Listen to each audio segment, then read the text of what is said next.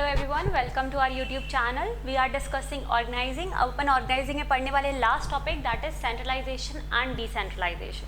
So centralization first of all refers to concentration of authority. Means concentration of authority से क्या मतलब है कि जो भी पावर है that lies in the hands of top management. मतलब अपन को अगर कोई भी डिसीजन लेना है तो किससे अप्रूव करवाना होगा? टॉप मैनेजमेंट से। अगर टॉप मैनेजमेंट अप्रूव करेगा then only we can take that decision.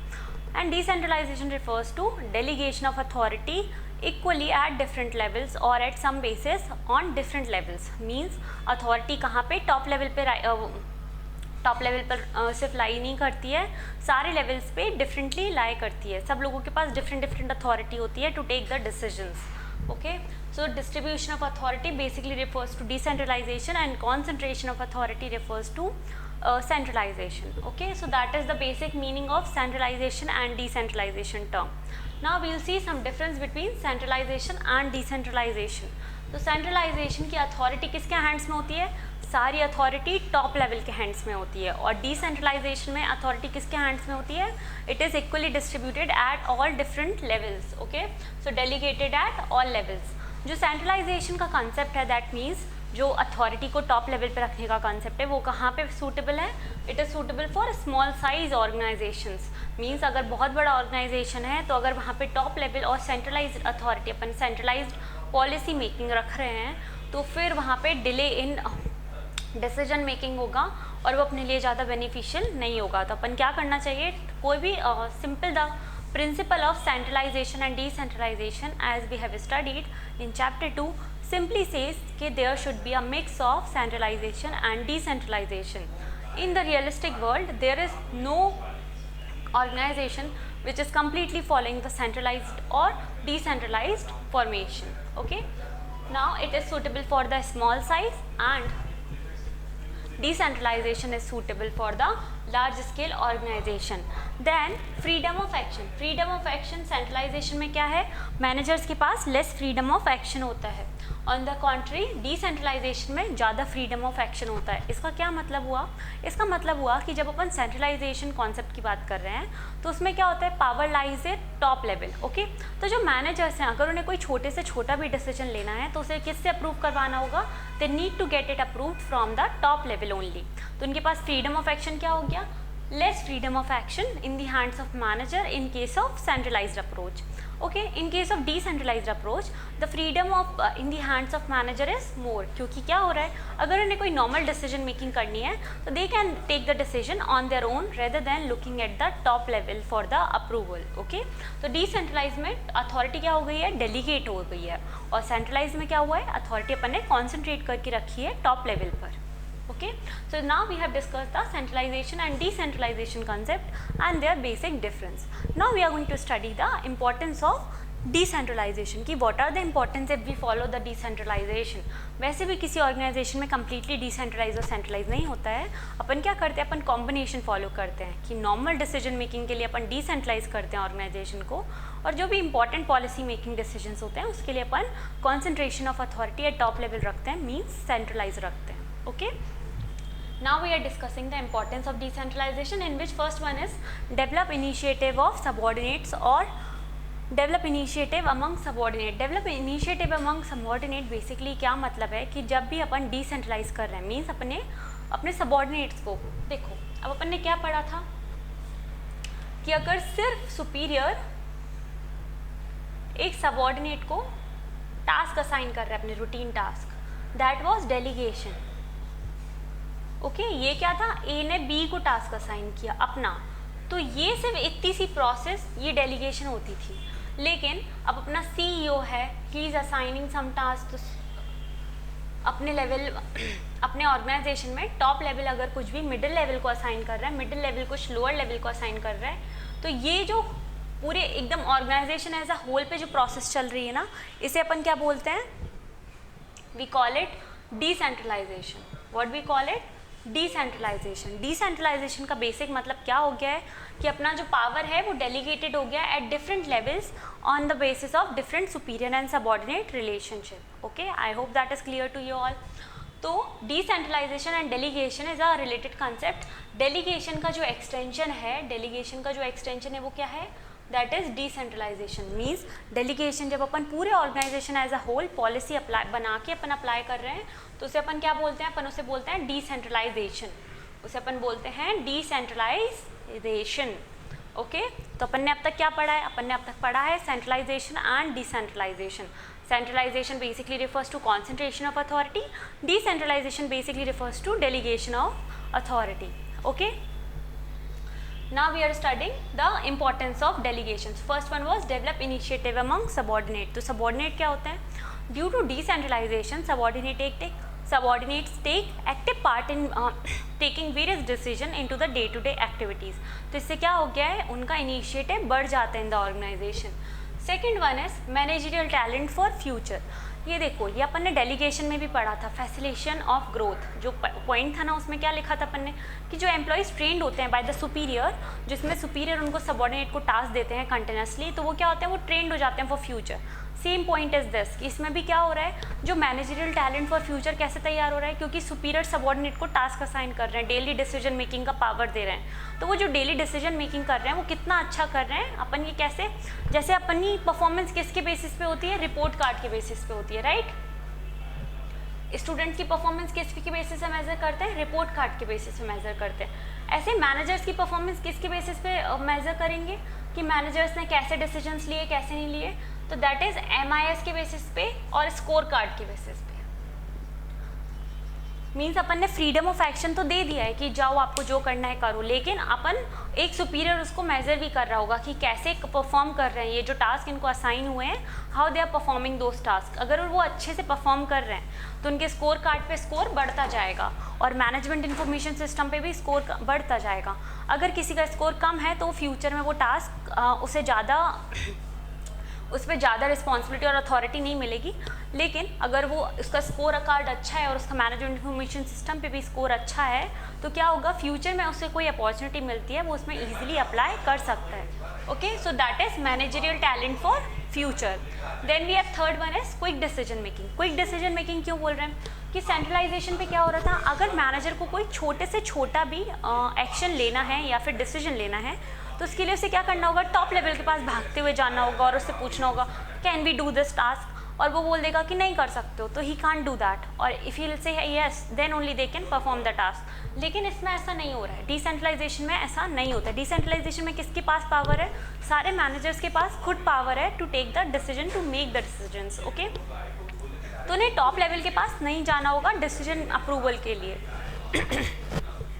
So basically decentralization में डिसीजन मेकिंग कैसे हो गई, क्विक डिसीजन मेकिंग हो गई, क्योंकि डेलीगेशन ऑफ अथॉरिटी है at all levels. Okay, then we have relief to top management. Relief to top management क्यों बोल रहे हैं रिलीफ टू टॉप मैनेजमेंट ये अपन ने उसमें भी पढ़ा था, जो अपन डेलीगेशन पढ़ के आए हैं, डेलीगेशन के बेनिफिट में भी था कि मैनेजर के पास ज़्यादा टाइम हो जाएगा। ऐसे ही सेम लेवल पे रिलीफ टू टॉप मैनेजमेंट कैसे, यहाँ पे टॉप मैनेजमेंट को he won't be concern with taking decisions in on day to day basis, मतलब कि कोई भी सबऑर्डिनेट भाग भाग के टॉप लेवल के पास नहीं जा रहा है कि वो please take the decision for us, instead the subordinate are taking decisions for them selves.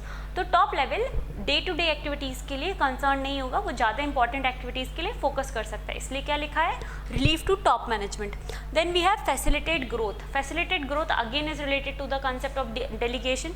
Facilitate growth means growth of organization, growth के लिए बात कर रही है, किसकी बात कर रहे हैं, ऑर्गेनाइजेशनल ग्रोथ की। अब क्या हुआ है, यहाँ पे मैनेजमेंट के पास टाइम बच रहा है फ्रॉम रूटीन एक्टिविटीज़ के डिसीजन लेने से, तो वो ज़्यादा फोकस कर सकते हैं, ज़्यादा बेटरमेंट ऑफ द ऑर्गेनाइजेशन। तो इससे क्या होगा, अपनी ग्रोथ बढ़ेगी, अपने रेवेन्यूज़ बढ़ेंगे, क्योंकि क्या हो रहा है, सारे इंडिविजुअल का डेवलपमेंट हो रहा है, individual in the organisation are developed. तो अगर individual in the departments are developing, then ultimately who is developing, the organisation is developing. So यहाँ पे क्या लिखा है इन्होंने, फैसिलिटेट ग्रोथ का मतलब है इंडिविजुअल की ग्रोथ हो रही है, डिपार्टमेंट की ग्रोथ हो रही है, ultimately it will lead to organizational growth, जिसकी वजह से अपन का क्या हो रहा है, फैसिलिटेट ग्रोथ, रेवेन्यू इंक्रीज हो रहा है और उस रेवेन्यू को अपन यूज़ कर सकते हैं for expansion of organization. Okay, then we have better control. Better control की क्यों बात कर रहे हैं, क्योंकि अपने पास क्या है, स्कोर कार्ड है और MIS है। तो जो भी टास्क परफॉर्म कर रहे हैं सबऑर्डिनेट, उनके टास्क को अपन मेजर कर सकते हैं on the basis off score card and MIS। तो जिसने भी परफॉर्म अच्छे से नहीं किया होगा अपन कंट्रोल कर सकते हैं उस पर्सनल की एक्टिविटीज़ को, इसलिए क्या लिखा है, better control. So we have discuss the 6 points and the first point was develop initiative from subordinates, second point was managerial talent for future, third point basically was quick decision making कि decentralization में अपन top level के पास सारे decision के approval के लिए नहीं जाते हैं, और वो डिसीजंस कौन लेता है, अपना सबऑर्डिनेट लेता है खुद अपने जजमेंट के बेसिस पे। So that is why it leads to quick decision making. Then we have fourth point that is relief to top management. Relief to top management कैसे, कि जो भी अब डिसीजन मेकिंग है वो सिर्फ सबऑर्डिनेट खुद से ले रहे हैं, तो रिलीफ टू टॉप मैनेजमेंट हो गया from day to day activities and day to day decision making. I hope that is clear. Fifth point was facilitate growth. Facilitate growth कैसे, इंडिविजुअल की ग्रोथ हो रही है, it is leading to department growth leading to organizational growth and ultimately leading to increase in revenues, and revenue increase होने से आप क्या कर सकते हो, एक्सपेंशन कर सकते हो। So it facilitate growth. And then the last one is better control. Better control score card और MIS के थ्रू अपन जज कर सकते हैं कि सबऑर्डिनेट्स ने कैसे डिसीजंस लिए हैं and how the good they were. On the basis of those अपन क्या करेंगे, बेटर कंट्रोल कर पाएंगे, जो सुपीरियर बेटर कंट्रोल कर पाएंगे। Now we are seeing delegation and decentralization. तो डेलीगेशन एंड डिसेंट्रलाइजेशन, जैसे कि मैंने बोला, डेलीगेशन का एक्सटेंशन क्या है, डिसेंट्रलाइजेशन है, कि जब भी अपन डेलीगेट करते हैं किसी वर्क को, लेकिन वहाँ पे सिर्फ 2 इंडिविजुअल, सुपीरियर एंड सबऑर्डिनेट, तो जहाँ पे सिर्फ सुपीरियर और सबऑर्डिनेट की बात हो रही है वहाँ तो क्या हो गया, डेलीगेशन। लेकिन जहाँ पे मोर देन 2 पर्सनल है तो वो क्या हो गया, decentralization. Means delegation at the level of delegation at the level of whole organization refers to decentralization. Okay, means decentralization is this small box and this is delegation and this is decentralization. Okay, means delegation is a part of decentralization. जब अपन delegation कर रहे हैं on the level of superior subordinated on the whole organization level, then it is decentralization. Then we are studying delegation and decentralization का difference क्या है। तो जो delegation का scope है, delegation का scope कैसा होता है, narrow होता है, because it only talks about superior and subordinate.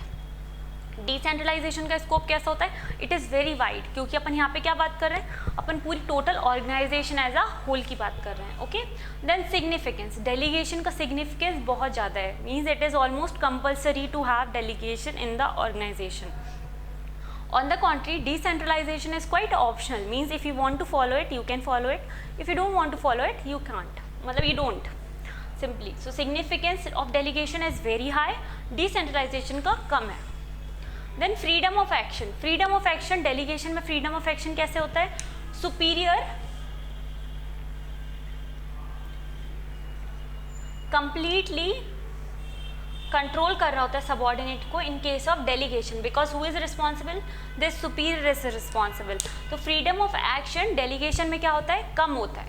On the contrary decentralisation में फ्रीडम ऑफ एक्शन कैसा होता है, all superiors are taking decision on themself by themselves, so delegation और freedom of action in case of decentralisation is very high. Okay, then we have scope, we have already discussed the scope. Okay, now we have growth of authority, grant of authority.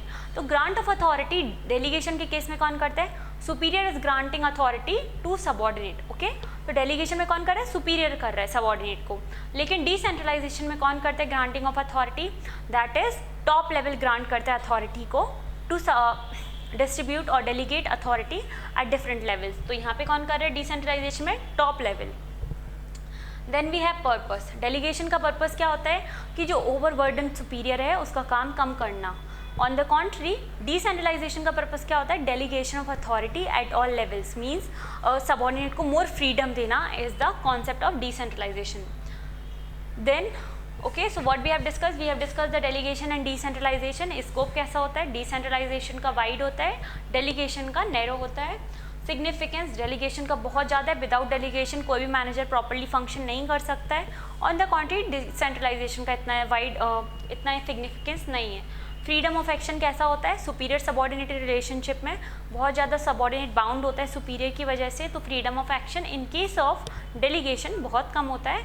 On the contrary decentralisation में बहुत ज़्यादा होता है।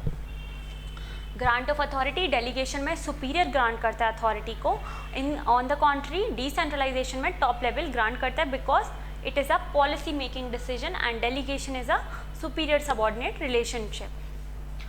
Purpose क्या होता है delegation का? Purpose होता है ओवरबर्डन मैनेजर को हेल्प करना, और डिसेंट्रलाइजेशन का पर्पस होता है granting of authority at all levels. I hope that is okay.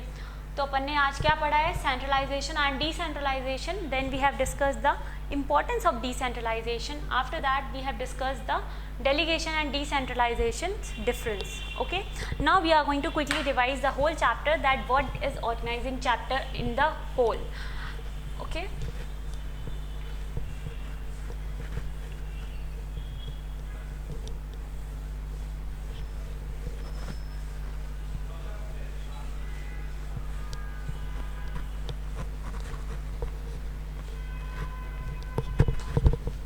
अपन ने ऑर्गेनाइजिंग चैप्टर में सबसे पहले क्या पढ़ा था? We have studied the organizing पढ़ रहे थे अपन, ठीक है। सबसे पहली चीज़ अपन ने क्या पढ़ी थी? ऑर्गेनाइजिंग क्या होता है, उसकी डेफिनेशन क्या होती है। तो डेफिनेशन अपन 4 पार्ट्स में डिवाइड किया था। आइडेंटिफाई, ग्रुप करना डिफरेंट एक्टिविटीज़ को, क्या करने के लिए? एस्टेब्लिश करने के लिए relationship on the basis of physical, financial, human resources, उसे क्या बोलते थे अपन? ऑर्गेनाइजिंग बोलते थे। उससे क्या होता था? ऑर्गेनाइजेशन ऑब्जेक्टिव अचीव होता था। फर्स्ट अपन ने डेफिनेशन पढ़ा था ऑर्गेनाइजिंग का। Second thing that we have discuss was steps और प्रोसेस, मींस ऑर्गेनाइजिंग की प्रोसेस एज अ होल क्या थी। उसमें 4 पॉइंट्स थे। I hope you remember those points कि सबसे पहले क्या था? आइडेंटिफाई और ग्रुप करना एक्टिविटीज़ को। Second point was departmentalisation, means grouping of similar activities. Third point basically was assignment of duties, means जो पे अपन ने ग्रुपिंग कर लिया एक्टिविटीज़ को, उनको असाइन करना duties according to their qualification in experience. Then last point was establishing reporting relationship, जिससे अपनी हायरार्की ऑफ ऑर्गेनाइजेशन एस्टेब्लिश होती है। Then third point that we have discussed in the organizing chapter was importance of organising.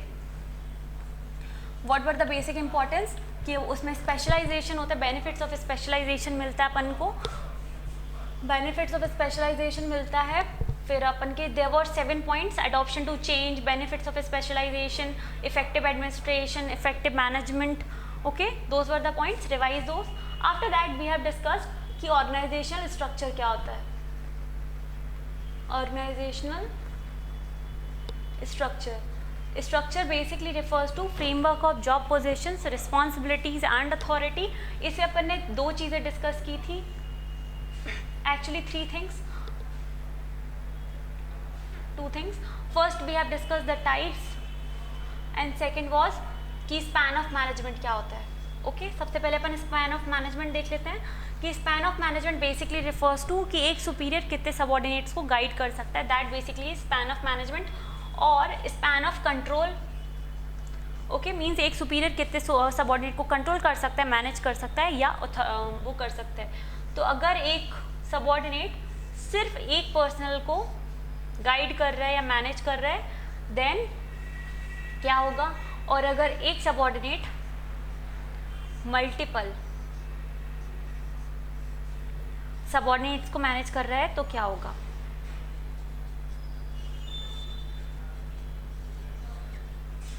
Okay, if one superior is managing only one subordinate, then it leads to a tall structure. और इसका scope कैसा है? Narrow है, मतलब ये narrow span of management है। अगर narrow span of management है तो अपना स्ट्रक्चर कैसा होगा? Structure would be tall, structure would be tall. अगर नैरो स्कोप ऑफ मैनेजमेंट है तो अपना स्ट्रक्चर कैसा हो गया? टॉल। अगर वाइड स्कोप ऑफ मैनेजमेंट है, wide scope of management, then the structure is see, it is flat. तो अपन ने एक स्पैन ऑफ मैनेजमेंट पढ़ा था। दूसरा thing that we have discussed was types of organizational structure. So there are basically 2 types of organizational structure. First is functional and the second one was divisional. ठीक है, divisional refers to कि जहाँ पे multiple products हैं। इसमें अपन को ध्यान रखना है कि मल्टीपल प्रोडक्ट्स हमेशा ये अपन का मेन वर्ड है, मल्टीपल प्रोडक्ट्स अगर होगा तो अपना स्ट्रक्चर कैसा होगा? डिविजनल। ऑन द कॉन्ट्री अगर फंक्शनल स्ट्रक्चर है, दैट मीन्स कि on the basis of functions, means production, R&D, sales, marketing, इसके बेसिस पे अपन ने एलोकेट किए सारी जॉब अथॉरिटीज़ और रिस्पॉन्सिबिलिटीज़, तो वो फंक्शनल स्ट्रक्चर है। फिर इस अपन ने क्या पढ़ा था इसका, it is suitable for the uni product और सिंगल प्रोडक्ट के लिए फंक्शनल स्ट्रक्चर बहुत बेनिफिशियल होता है। Then second thing was advantages and disadvantages, और फंक्शनल स्ट्रक्चर के एडवांटेजेस देखे थे अपन ने और डिसएडवांटेजेस देखे थे। Okay, then we have discuss the advantages, suitability and disadvantages of divisional structure. तो अभी तक अपन ने क्या पढ़ा है, अपन ने ऑर्गेनाइजिंग की डेफिनेशन पढ़ी है, स्टेप्स और प्रोसेस क्या होता है उसके वो पढ़े थे, there were 4 steps. Then we have discuss the importance of organizing, after that we have discuss the organizational structure. इसमें 2 क्वेश्चन आते हैं, एक तो स्पैन ऑफ मैनेजमेंट और स्पैन ऑफ कंट्रोल का होता है। अगर स्पैन ऑफ मैनेजमेंट नैरो होता है तो स्ट्रक्चर कैसा होता है, टॉल। अगर स्पैन ऑफ मैनेजमेंट वाइड होता है तो स्ट्रक्चर कैसा होता है, flat. Then we have discussed the types of organization refers to 2, functional and divisional। organizational structure को क्या बोल सकते हैं, framework भी बोल सकते हैं, this can be also known as framework। okay, after that we have discussed the third concept, that was delegation। delegation basically क्या था, delegation में 2 questions आते हैं, एक तो था importance, देयर वर 6 इंपॉर्टेंस जो आप रिवाइज कर लेना कि डेलीगेशन के आज ही अपन ने पढ़े हैं। और दूसरा क्वेश्चन वाज एलिमेंट्स। तो एलिमेंट्स 3 होते हैं, elements were responsibility, authority and accountability. Okay, and the last concept that we have discuss in this chapter was centralisation